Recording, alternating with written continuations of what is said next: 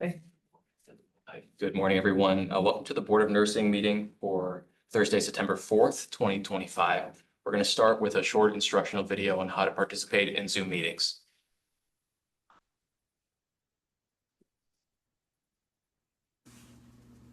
Welcome to the Professional and Vocational Licensing Virtual Board Meeting. When the meeting begins momentarily, the chair will take a roll call, explain any specific rules for this particular board, and then move to public comment. The name of the board member will appear on the bottom left-hand corner of your screen. For instance, this is board member Y, and this is board member E. Public testimony will be accepted at the beginning of the meeting and before each agenda item. You can indicate that you are ready to testify by clicking on the Raise Hand button being circled by the mouse on your screen now. At the appropriate time, the board will recognize you to speak and ask you to unmute your mic as shown here. Again, public testimony will be accepted at the beginning of the meeting and before each agenda item. Public attendees will not be able to unmute their microphone until recognized by the board. Public attendees who are recognized to testify will be asked to identify themselves by name and their affiliated organization if applicable. Please mute your microphone when you are finished speaking as a courtesy to others and members of the board. Public attendees will not be able to unmute themselves after the testimony is completed unless recognized again after raising their hand. At some point during the meeting, the board may choose to move into executive session. When the board moves into executive session, the board members' microphones and video feeds will be turned off, and a similar screen as you see now will be displayed. When the board returns from executive session, their microphones will be turned on as well as their video cameras. Welcome again to the Professional and Vocational Licensing Virtual Board Meeting. At this time, the chair will call the meeting to order and take a roll call, as well as explain any additional rules that may be specific to this board. Good morning. Welcome to the Hawaii State Board of Nursing, September 4th. I'll do a quick roll call of our board members. Sherry, and please, if you're joining virtually, let us know if you're present and alone or otherwise. Sherry Schultz Hansen. Present. Bradley Quo. Present. Darren Dunbar. Present and alone. Okay. Terrence Aratani. Present and alone. Rebecca Moore. Present and alone. And this is Vice Chair Jill Riggs. Thank you. So I'll go ahead and read off some instructions. If you wish to submit written testimony in any agenda item, please submit your testimony to nursing@dcca.hawaii.gov or by hard copy mail to Attention Board of Nursing. We request submission of written testimony at least 24 hours prior to the meeting. To view the meeting and provide live oral testimony, please use the link at the top of the agenda. You'll be asked to enter your name. The board requests that you enter your full name, but you may use a pseudonym or other identifier if you wish to remain anonymous. You will also be asked for an email address.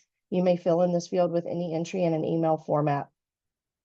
Your microphone will be automatically muted. When the chairperson asks for public testimony, you may click the raise hand button found on your Zoom screen to indicate that you wish to testify about that agenda item. The chairperson will individually enable each testifier to unmute their microphone. When recognized by the chairperson, please unmute your microphone before speaking and mute your microphone after you finish speaking. If you cannot get internet access, you may get audio-only access by calling the Zoom number listed at the top of the agenda. Upon dialing the number, you'll be prompted to enter the meeting ID, which is also listed at the top of the agenda. After entering the meeting ID, you'll be asked to either enter your panelist number or wait to be admitted. You will not have a panelist number, so please wait until you're admitted into the meeting.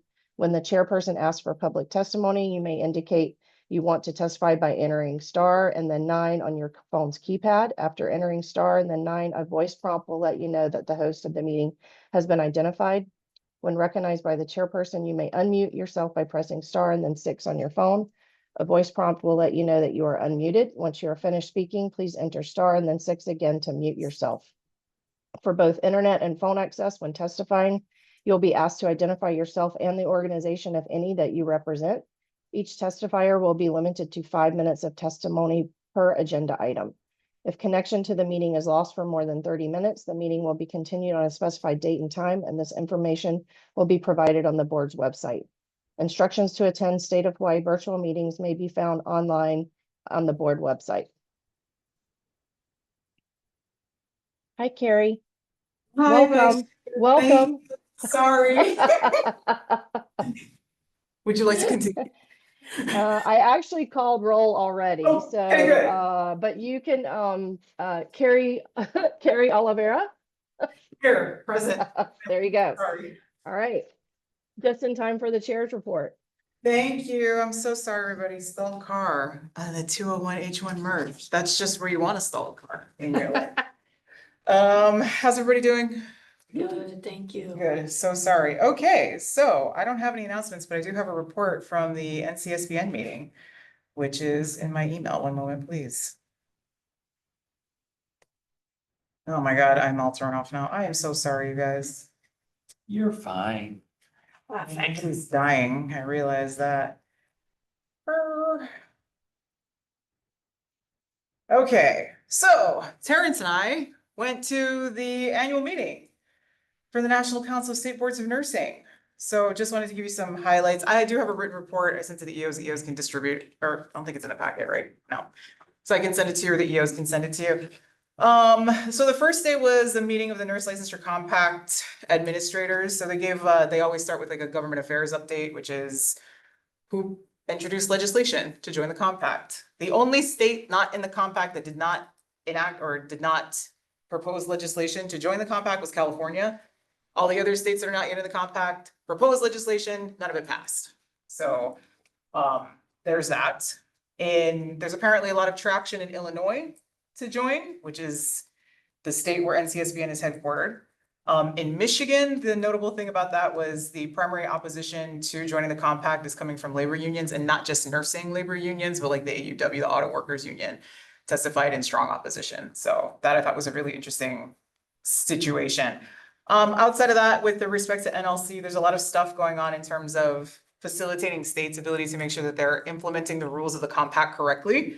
So they're creating education to make sure that the boards are identifying individuals who are eligible for nurse multi-state licensure. They are also developing a self-compliance checklist to make sure that they're following all the rules. It is not easy to keep track of all the rules for the compact, so it's good that they're facilitating boards' ability to do that. As a side note, fun fact, there's about 2.5 million nurses in the United States who currently hold a multi-state license. So that's the NLC update. With respect to the stuff from the Delegate Assembly, there were a few NCLEX related updates. There was no update at all about the date for a launch for remote proctoring. It sounds like there's a lot of like kind of logistical operational stuff, contracting with vendors and things like that that are going on that there's no reasonable dates to be able to disclose yet. So we'll get updates as we get them.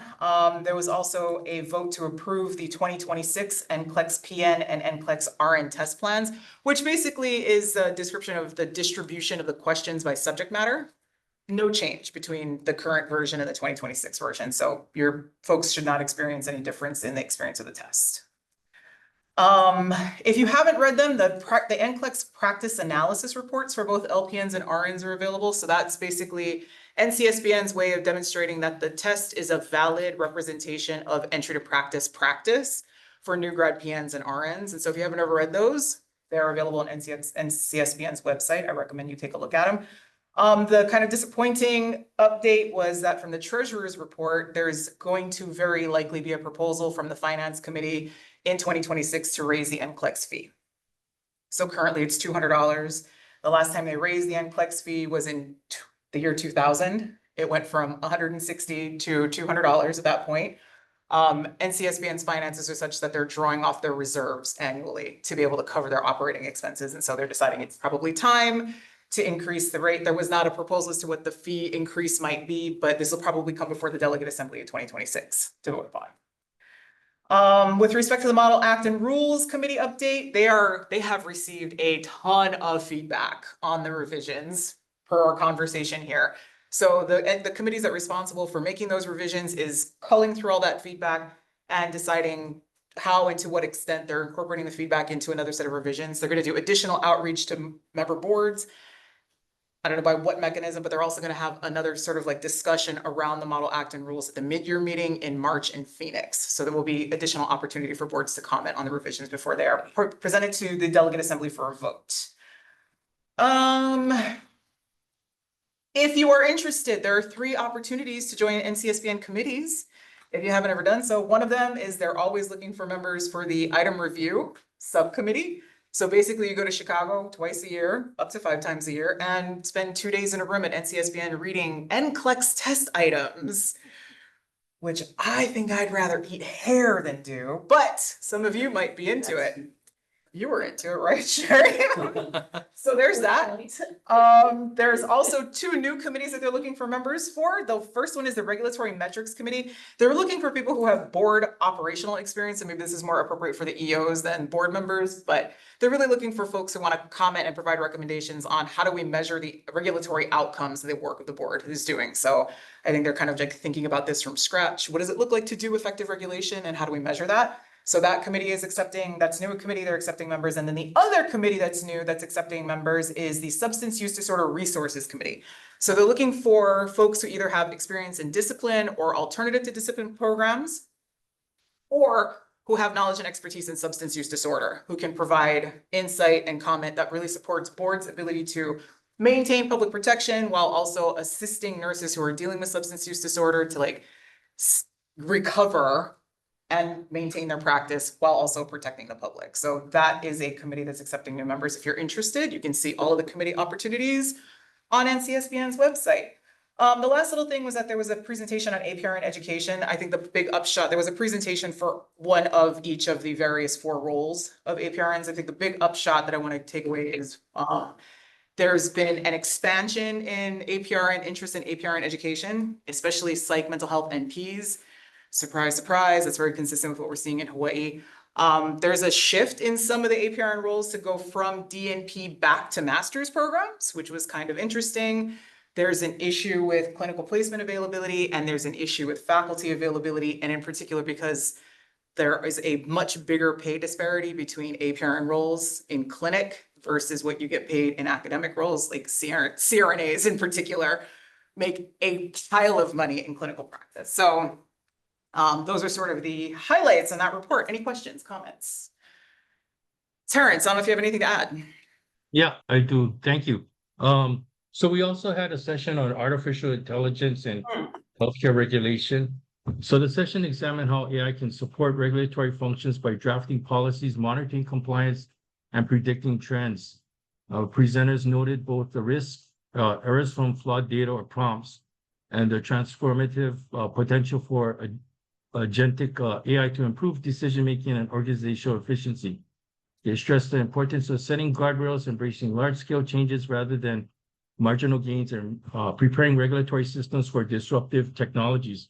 What's interesting is that I think the main person on the panel was telling us, you know, a lot of people are concerned with mistakes that AI does. And what he said was that, you know, if you look at the amount of mistakes, if that's prohibiting you from using AI, the mistakes are getting less and less. So he encourages people to use AI.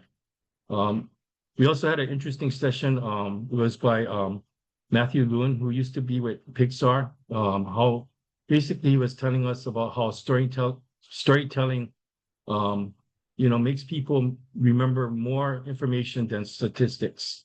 So that's the 2 takeaways I had from the conference, besides what Carrie also said.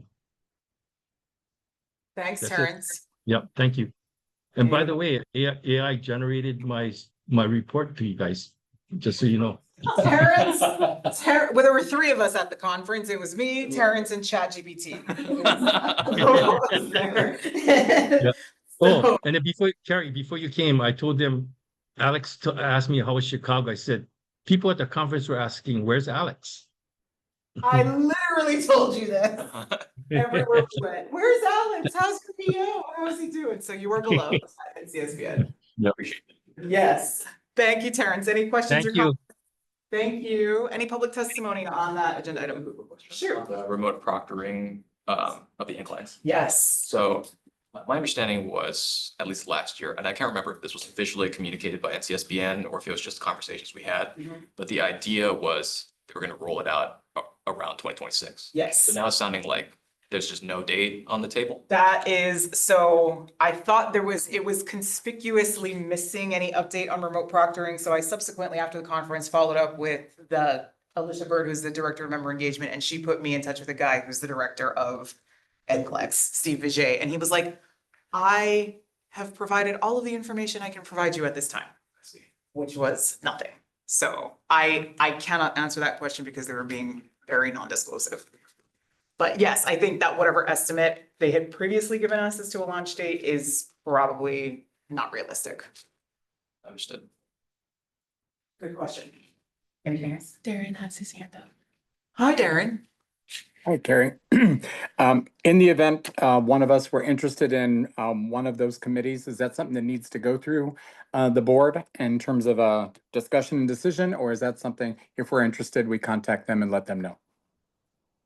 I think I don't actually know. I'm sure you could actually just contact them. I can set you up to speak with someone at NCSBN if you're interested. I'll let you know. Yeah, thank you. Thank you. Anything else? Peachy. All right. Outside of that, I don't have any announcements, so we are on to agenda item number 3, which is the approval of the open and executive session minutes of the August 7th meeting. I do have non-substantive edits that I'll hand to you on paper here. They don't change the substantive meaning of the minutes at all. Is there anybody who wants to provide any comments? If we want to discuss the executive session minutes, we can call an executive session. Does that include Laura's title Does that include Laura's title? on page 7? No. Right now, it says she's president of the Hawaii State Center for Nursing. As far as I know, she's a director. On page 7? Yeah. So it be called. Yes. Director. Okay, I've noted that in my minutes, and so I will hand that off. So thank you for that, Bradley. Anything else? Any other edits? All right, seeing none, no other comments. Is there a motion to approve the minutes with the recommended changes? This is Bradley, I move to approve the minutes as amended. Thank you, Bradley. Is there a second?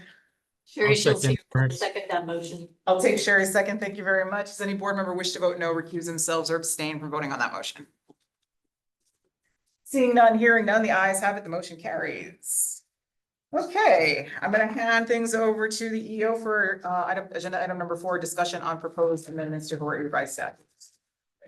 Thank you, Chair. So continuing last month's discussion on the qualified healthcare professional definition, I just spotted that it's actually quite limited. A couple of places within our HRS 457 where such a definition could potentially be inserted, and I've flagged them here. One is, well, 2 really are within the definition section, HRS 457-2. And these are under the definitions of the practice of nursing as a licensed practical nurse and the practice of nursing as a registered nurse. And I've bolded and underlined just an example of a place where such a definition could be inserted. You may need to insert them in other spots, even within this definition itself. And then the second place where it could be inserted is this spot where you can have a physician or an osteopathic physician vouch that you had an illness, which gives you an exemption for the continuing competency requirement deadline. So it's not a huge deal, but in any case, is there any discussion on a certain provision where it might be appropriate? Do we have reminders? We don't, I'm sorry. Okay, that's okay. I believe, if I remember correctly, as I was examining the entire rules in the past, I believe that there may be a section in like mental health or substance use evaluation where it only says physician. Okay. So that would be something that I would want to make sure we include in that. Is your recollection, Bradley, that that's in HRS 457 someplace? Or within the rules. Or yeah, is it in 1689 or 4? I don't know. Okay. It might be the rules. Okay. It might be the I'll rules. keep an eye out for that, though. Okay. But I would concur with that. That would need to be examined as well. HR 457 doesn't say anything about that, correct? I don't. Then maybe it's probably the rules. Okay. Can you say the context one more time? Or It's just in the whichever document it is in. It's related to mental health or substance use evaluation. And that it specifically states that it has to be completed by a physician. okay, understood. Maybe the rules. I'll keep an eye out for that, though. Okay. Section 2.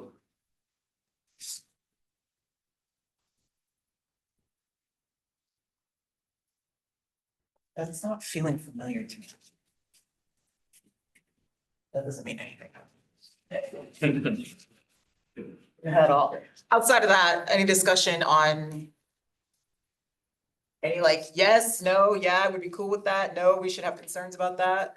It's Darren. I have a question. On the document that was in the packet, page 4 on the front page, we're under practice of nursing as an LPN. Advanced practice registered nurse is not listed as one of the providers, although physician assistant is. However, on the flip side, we're talking about registered nurse. It does say advanced practice registered nurse. So I'm curious to understand why APRN would not be included in terms of being able to direct the nursing practice of LPNs, given the other providers listed. I feel like that's exactly the problem we're trying to fix with this. Yeah. Right, so I think, yeah, the one that would. All right, sorry if I misinterpreted. No. I think this definition would assist with exactly what you're saying. I also note that the LPN definition includes directions of a registered nurse, so I'm wondering if that would cover APRNs as well. Fair. Technically, Yes. Right. Yeah. Technically. Heroin by way of RN. Would it be useful for us to, well, let me just say, is there an opportunity to make recommendations on the verbiage here?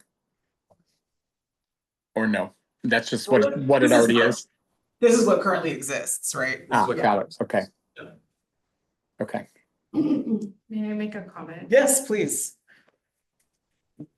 Oh, these chairs don't roll. I know. Good morning. Good morning. It's almost a disaster. Laura Reichart, Director of the Center for Nursing. I just want to know, thank you so much for doing this additional review because our working group that looked at all of the HRSs, we kind of went with the premise of we will leave the scope of practices alone. So these additional things, they're likely not in there. But if there was a recommendation to add any additional language, that's the whole intent of the whole project. And we'd be happy to include it. So it's not like 14 individual initiatives that are really trying to do one thing, but we'd be happy to include it as one. Yeah, so thank you so much for that work. Sure.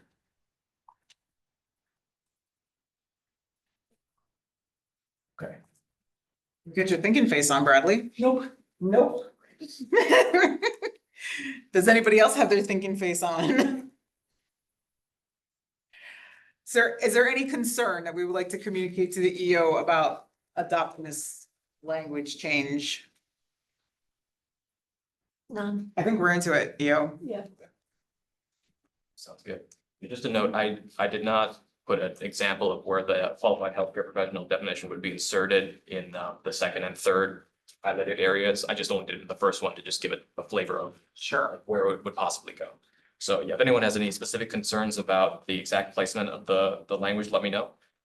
But otherwise, the board seems to be okay with the general intent Yes. of doing this in these specific spots. And I'll try to keep an eye out for, a place where, mental health evaluation might only be able to be performed by a physician. I think it's in the rules. Okay. Keep an eye out nonetheless. Okay.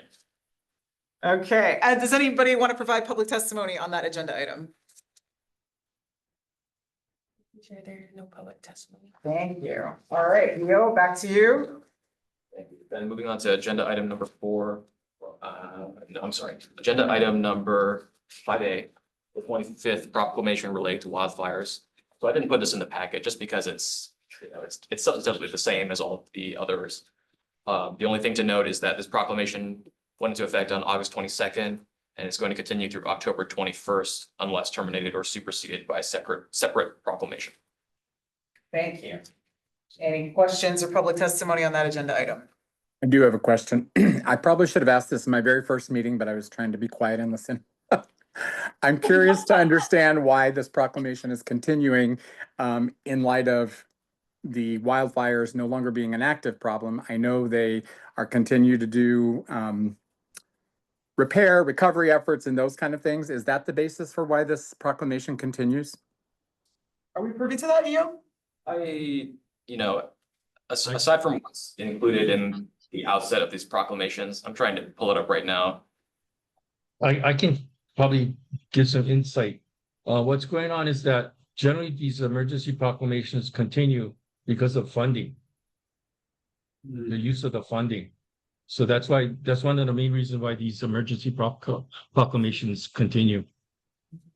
Terrence, when you say funding, are you referring to like, as long as they're continuing to receive like FEMA funding, that Yeah, allows us to whatever continue state or this? federal funding, both. I see. Yeah. Okay. So, they don't have to go through, for example, the major concern a lot of times is procurement, the procurement process and permitting. So that's the reason why generally these emergency proclamations continue, even though it's, the event is long past. Got it. Thank you. Thank you. And just for further clarification, one of the things under that proclamation is that we continue to allow, the word is escaping me, sort of rapid onset licensure of healthcare providers going to that island to provide services. Is that correct? So yeah, it's not licensure, but it's basically a waiver of licensure for individuals who are already licensed out of state and have a current and active license to be able to practice here. Got it. Okay, thank you. Question answered. And hey, it's Jill. It applies to the whole state, not just Maui, just so you know. Yeah. Yes. Thank you. Any other questions, comments? The recitation of the proclamation goes all the way up to fires as of July this year. So it's not just the Maui wildfires. So Thank you for that. I had those forgotten about that. bases are enumerated in the whereas proclamation, the whereas part of the proclamation. Thank you, DAG. Anything else? Okay, seeing no other comment or discussion on that agenda item, we will move on to agenda item number 6, reports from Hawaii nursing organizations. Let's go ahead and start with the Hawaii State Center for Nursing.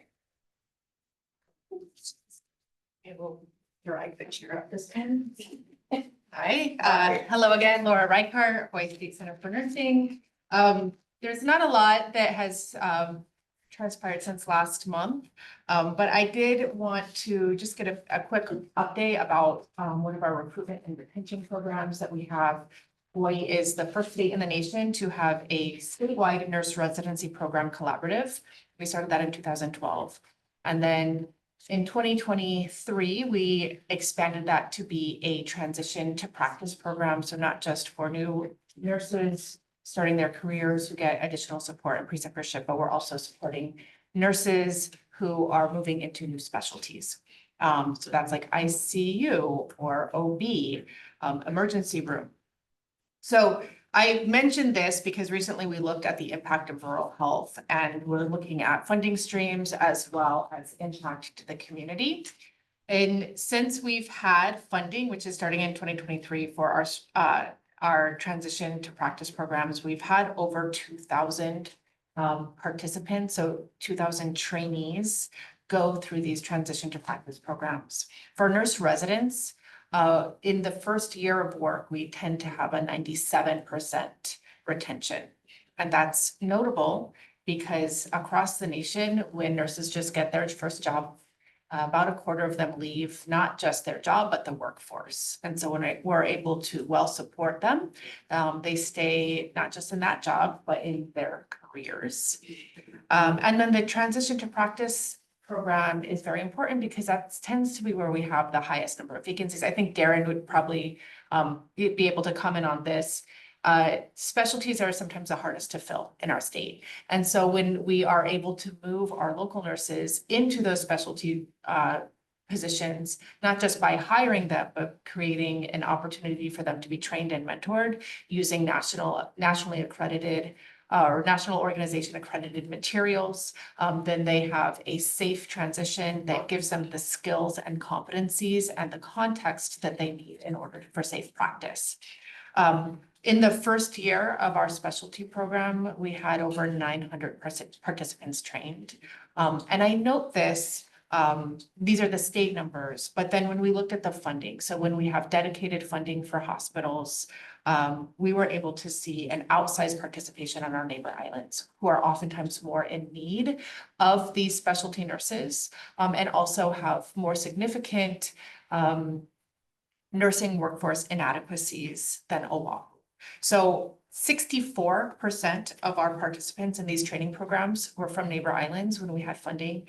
And that it actually is the inverse when the funding ended. So 36% continued to represent neighbor islands when there was no funding. So we're seeking funding right now. We're looking for several different opportunities, but I also want to mention this because repeatedly we hear that we tend to speak in hyperbole when we talk about nursing in the community. There are no nurses, there are no specialty nurses, there are no jobs for new grads. And I just want to let you know, it's not true.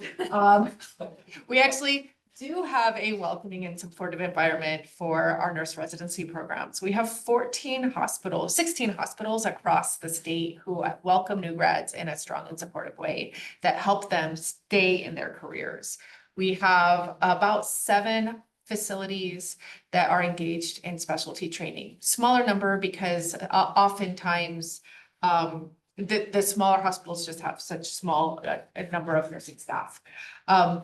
We have one rural hospital who cross-trained their nurses because they had such a shortage and they recognized, you know, if one unit is down, there is that ability to move a local nurse forward into that other role if they're well supported. And yesterday I had the great pleasure of attending the graduation of the Hilo Benioff Medical Center nurse residency program. And the resident who she was the end speaker, talked about how she felt safe, how she knew the community of the hospital because they were her colleagues and in her cohort, that she understood, she didn't need to know it all, but she understood how to find the answer, that she felt welcomed, included, and that she had a capacity not just to be a good nurse, but to be someone who really supports her community. And that is the point of these programs, and that is the point of nursing. We don't become nurses because of, well, I don't know why. We become nurses for all sorts of reasons. I'm not going to say it that way, but we often have a strong sense of, you know, we have a strong calling to support our communities, to care for people. And oftentimes we hear that the reason why nurses leave is because they don't feel safe or supported in their work. And these programs kind of downsize the threats and amplify the strengths. And so I just wanted to recognize our many, many wonderful programs across the state. We run the collaborative, but the hospitals, the nurse educators and the preceptors do the work. And it is strong and it is thriving. So I just want to give you that message today. Thanks for that optimistic report. Much appreciated. Any questions? Questions? Thank you. Okay, thank you for that. I needed that. Next up, we have the Hawaii American Nurses Association, Elizabeth Kahakua.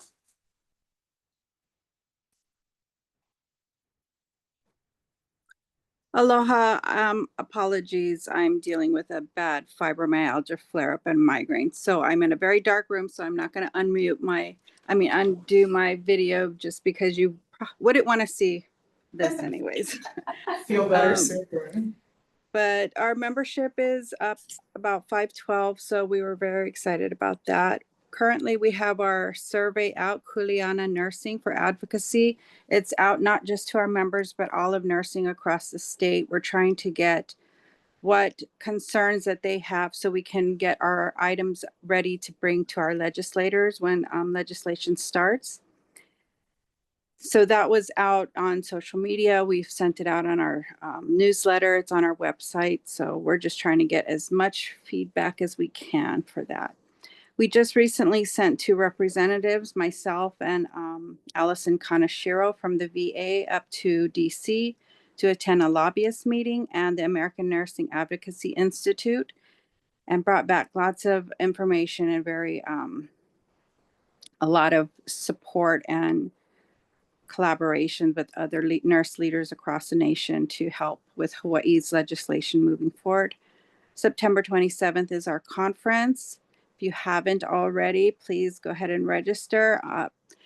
It states that the early bird prices were done on September 3rd, but a little tidbit for you guys, it's still open with early bird prices till the 5th. So if you want to go, there's still the early bird prices. And during our conference, we're going to be presenting 3 Nurse Excellence Awards. So that's all I have for now. And thank you for having me. Any questions? Thank you, Elizabeth. We appreciate you. We hope you feel better soon. Thank you so much. Have a good morning. Thank you, you too. Do we have anybody from Happy? Is Jeremy still the president? Okay. Cool beans. All right, so no report from the Hawaii Association of Professional Nurses. Does anybody want to provide testimony on the agenda item of the reports from nursing organizations? Thank you, Chair. There's no public testimony. Thank you. All right, we are going to move then to agenda item number 7, which pertains to applications. Is there anybody here whose application is on the agenda for today? You just go ahead and throw your hand up if yes. Okay, so for your information, how this typically works is the board will go into executive session to discuss the confidential matters that are contained in applications. The board has questions for you. We will pull you in to join us so we can ask your questions and you can have an opportunity to clarify things that we might have questions about to the board. So sit tight, don't go anywhere. We will come around and then if we need to talk to you, we will let you know. So that said, oh, that's a hand. Nick is also an applicant. Okay, great. So that said, I would like to make a motion to go into executive session in accordance with HRS 92-4, 92-5 to consider and evaluate personal information relating to individuals applying for the professional vocational licenses and to consult with the board's attorney or on questions and issues pertaining to the board's powers, duties, privileges, immunities, and liabilities. Is there a second? This is Bradley. I'll second. Thank you for the second. Does any board member wish to vote no, recuse themselves, or abstain from voting on that motion? Seeing none, hearing none, the ayes have it, the motion carries. We are in executive session. Can I ask before you go, is there a way to find out when the next meeting to sit out?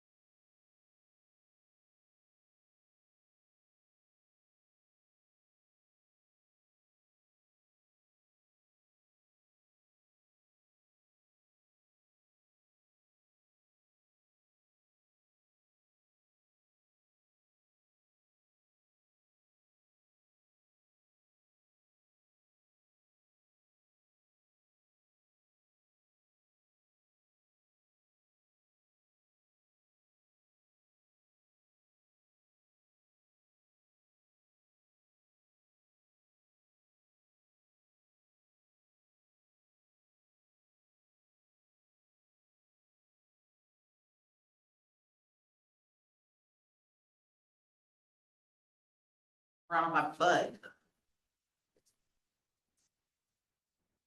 Okay. All right.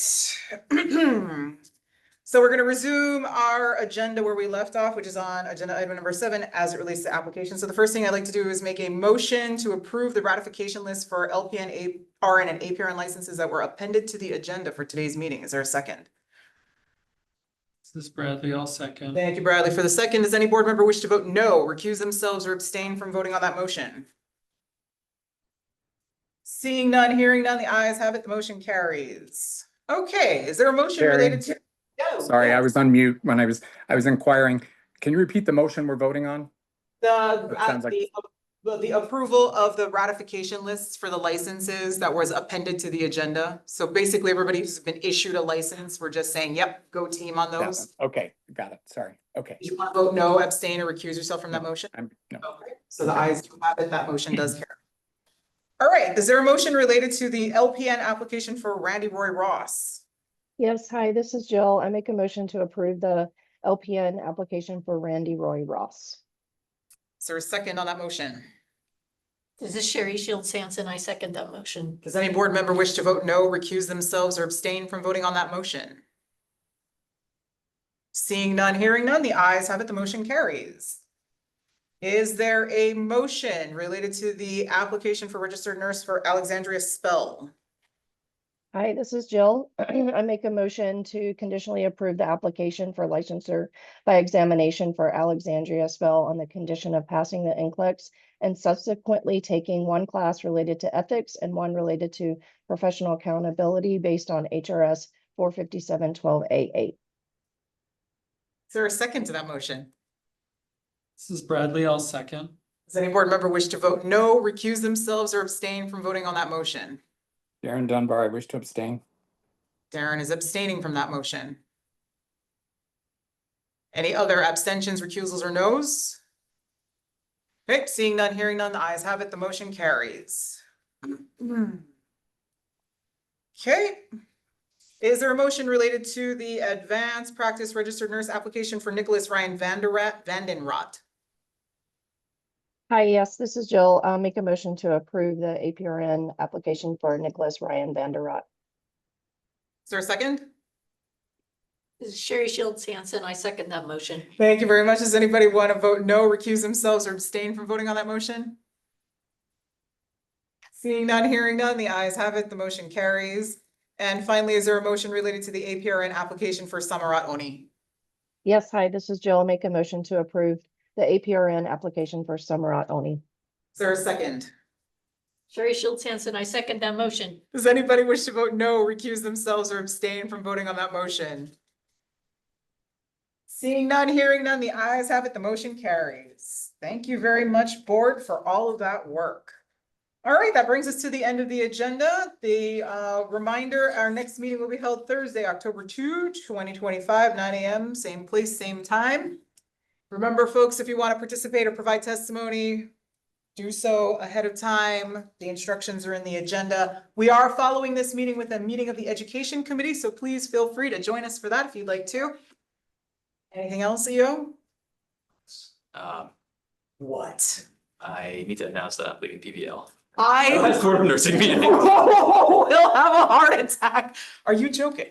No, I'm not. Oh, Alex. I'm not happy with you right now. So this is your last board meeting? It is. So I wanted to thank you all very much.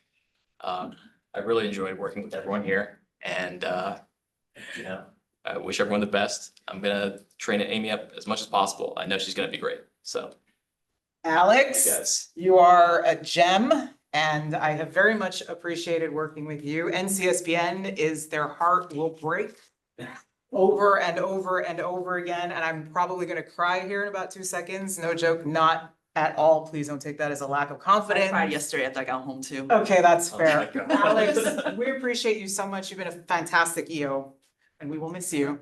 And I'm gonna be furious. Okay, anybody We've learned wanna? a lot from you. Thank you. Yes. Yeah, really a Yes, lot. too. It's been great. I agree. Thank I'm you, sorry, Alex. that's not on the You'll agenda. be That's missed. Yeah, I'm sorry. Strike that. Oh my God, We okay. can address that next. That's Yeah, right. Next time, you can be here next time to resign then. All right. I should know better. That bad news closing the agenda. That's all I have. Thank you so much for being here. We are adjourned. Mahalo nui. Thank you. Thank Bye-bye. you.